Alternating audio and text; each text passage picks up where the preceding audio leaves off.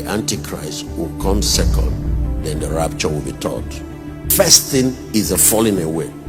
Ladies and gentlemen, if you want to know why all this rise of false pastors, false prophets, and fake believers everywhere, that's what is going on now.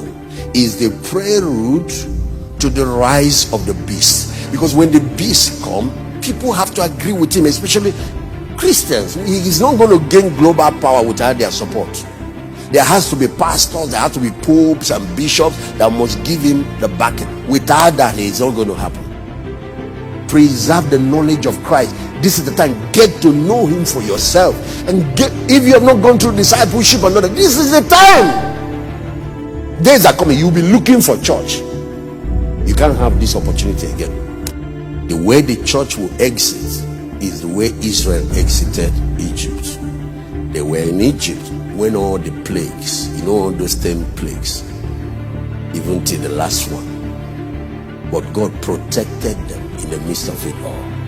And after all of that, God removed his people out of Egypt and sent them to the promised land. That's how it's going to happen again. Now that we have the time, my friends, rise up now and begin to preach the gospel. Now we still have the time. Days are coming. You can't hold service.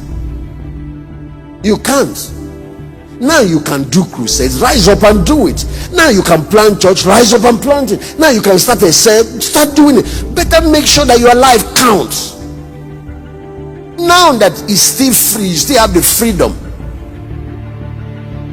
You must learn to practice God's presence. Those days are coming. We've been taking pastors for granted, church service for granted. Hey. You're going to have to be your own pastor. You're going to have to pastor your children. Let me talk to us today. Every one of you should go and study the Chinese church. What happened during the communist era? Christianity. There were about 800,000 Christians when the communist revolution. Chairman Mao led the communist revolution. And there were 10,000 missionaries. They were all sent out of China. All the pastors were arrested. Somebody like Watchman Nee stayed and died in prison. One of the most prominent Chinese preachers of that time.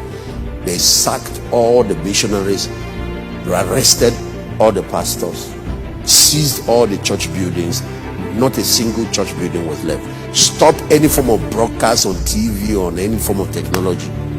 And then started hunting Bibles. He didn't want any Bible of any type in the whole of China. The Western missionaries from America, from Britain, all cried. They were praying for China. They said the church, because it's a young church, it will die. Who told you? Church does not die because of persecution. I said fire does not destroy gold, it only purifies it. When China finally opened up to the world again, after 30 years, you know what they found? That less than 1 million believers, 800,000, has grown to about 150 million. Now, go Google what I'm saying. The Christians, evangelical born-again Christians in China are more than all the people in the Communist Party. The Communist Party has about 90 million people. The church grew when it went underground. The church grew when they removed all the pastors. The church grew when they removed all the church building. The church grew when they stopped crusade. The church grew when they stopped preaching on TV. The church grew when they removed. Of course, what the missionaries now, the Western churches did, is to make sure they found a way to smuggle Bible, and they caught some of the smugglers. Now, watch. When communism fell, they found out that the church that was not up to 1,800,000 and something has grown to over 150 million. What happened? It was when believers discovered that we are all ministers, we are all priests. Every family becomes church, and that's when it includes. So if you're talking about great tribulation, the Chinese people have experienced it, the early church has experienced it, Christians are experiencing it in the Middle East. One of the fastest growing church now is happening in Iran. One of the strategies for the end time church going forward is to return back to discipleship and to return back to small groups. And all of you that are listening to me, start your own cell. That is the way forward. These large congregations and worship services, this thing has shaken it up now. This lockdown, Something more serious is on the horizon. Make sure you are a functional priest, that you know God. Start reading your Bible. People don't study their Bible anymore. They only come on Sunday, open their mouth for pastors to feed them. Now, when the pastor is saying something wrong, you can't tell.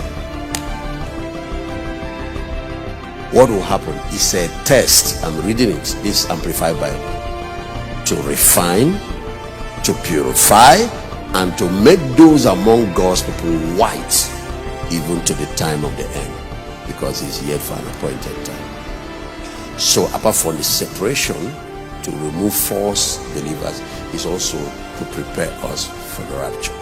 And that's why I tell, if you remain a lukewarm Christian, what will wake you up is coming. You better not wait for that. Now we have the time.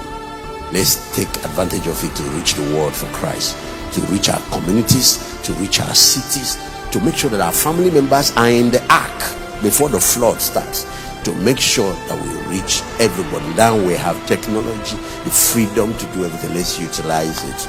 Now we have the chance. Let's live for God and live for Christ and be completely sold out to Him.